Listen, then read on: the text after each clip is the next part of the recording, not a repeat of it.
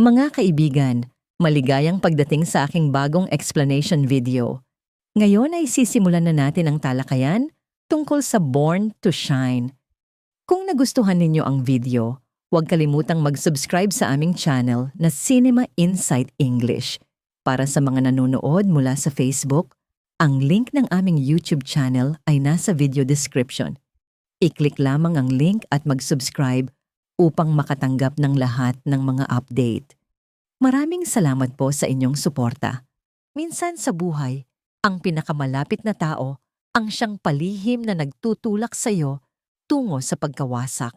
At paano kung ang isang aksidente na maaaring nakamamatay ay hindi pala tunay na aksidente, kundi bahagi ng mas malalim, mas madilim na plano?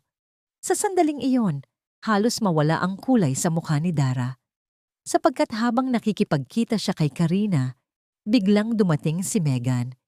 Ilang sandali bago yon, mariing humingi si Karina ng paunang bayad para sa kaguluhang kanyang idinulot. Wala siyang pakialam kung sino ang masasaktan, basta't matupad ang kanyang sariling kagustuhan.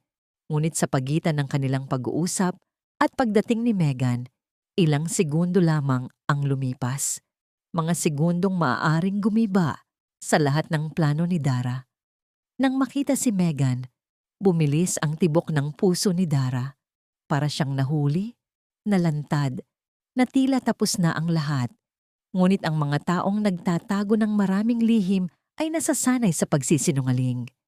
Sa loob ng ilang segundo, nakabuo si Dara ng palusot. Ngumiti siya, nagkunwaring kalmado, at sinabi na ang babae ay naliligaw at nagtatanong ng direksyon. Mabilis niyang ipinaliwanag. Mabilis niyang isinakay si Karina sa kotse. Hindi binigyan si Megan ng pagkakataong magtanong pa. Minsan, hindi kailangan ng mahabang kasinungalingan. Kailangan lamang ng tapang upang magsabi ng diretsyong salita. Sinong babae iyon? Tanong ni Megan. Sandaling natigilan si Dara, ngunit muli niyang itinago ang takot. Naliligaw siya. Nagtatanong kung saan pupunta. Sagot niya, at dahil walang nakitang kakaiba si Megan, wala siyang pinaghinalaan. Sa halip, tinanggap niya ang sagot at nagpasalamat pa sa kanyang ina sa pagtulong.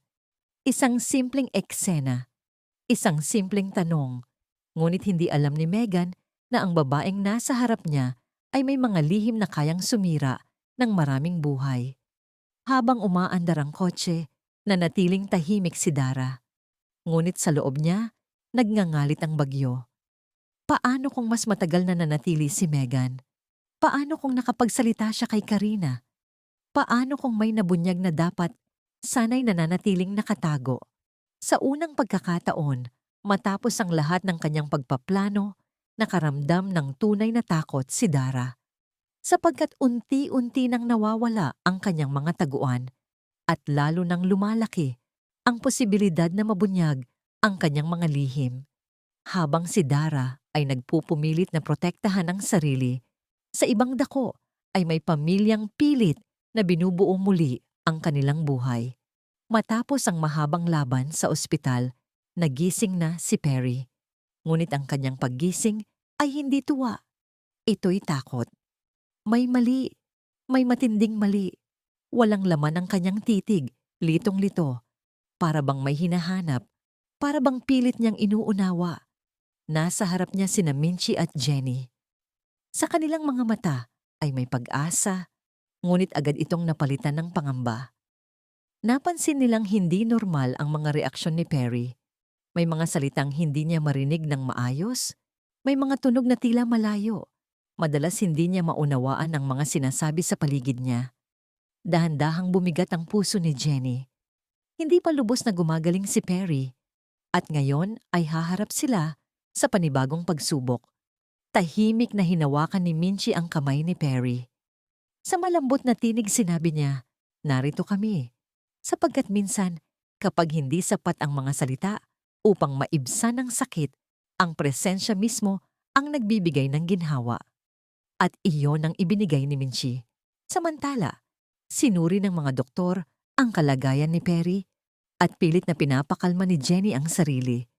Ang kanyang pag-asa, na marahil pansamantala lamang ito, na baka bukas o sa susunod na araw ay bumalik na sa normal ang lahat. Hindi naging simple ang paliwanag ng mga doktor. Ayon sa kanila, malubha ang pinsala sa ulo ni Perry.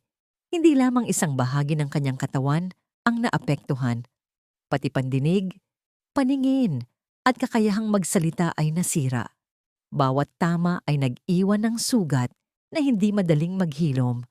Tahimik na umiyak si Jenny, hindi dahil sa kahinaan, kundi dahil sa pagod na dulot ng paulit-ulit na dagok ng buhay. Ang patuloy na pagtataglay ng lakas ay unti-unti nang kumakain sa kanya, at sa wakas, bumigay ang mga luha na matagal niyang pinipigilan, sapagkat minsan, ang pagiging matatag ang pinakanakapapagod na laban.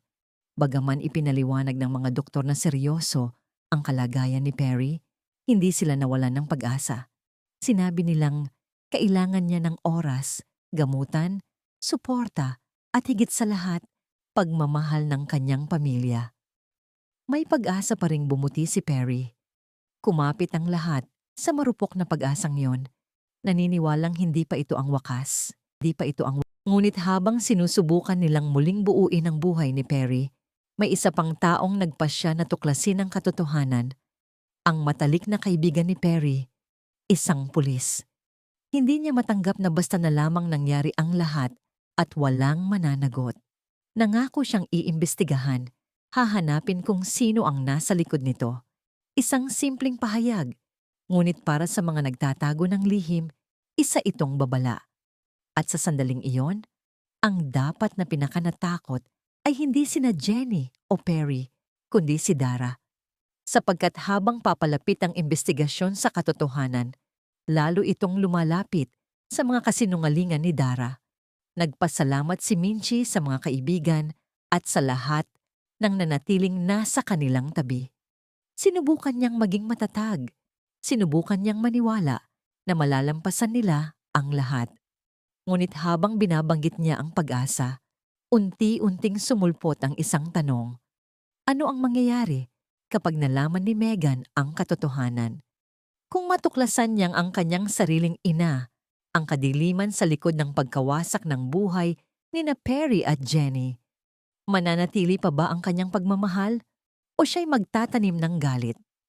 At habang papalapit ang sandaling iyon, humarap si Jenny sa panibagong pagsubok. Sa kabila ng kanyang gumuho ng mundo, ng kanyang pusong puno ng takot at pangamba, kailangan niyang dumalo sa isang mahalagang pagtitipon. Isang pagtitipon na maaaring magbago ng takbo ng kanyang buhay. Ngunit hindi niya alam na sa kanyang pagdalo, may mga lihim na mabubunyag. May mga matang tahimik na nakamasid sa kanya, at may isang taong handa ng wasakin ang natitirang bahagi ng kanyang buhay. At mula roon, papasok ang kwento sa mas madilim na kabanata. Ang tanong, sino ang unang mabubunyag? Si Karina, si Dara, o isang mas malaking lihim na hindi pa nakikita? Maraming salamat sa panonood ng buong video. Para mapanood ang susunod na episode explanation, huwag kalimutang mag-subscribe Cinema Insight English Channel.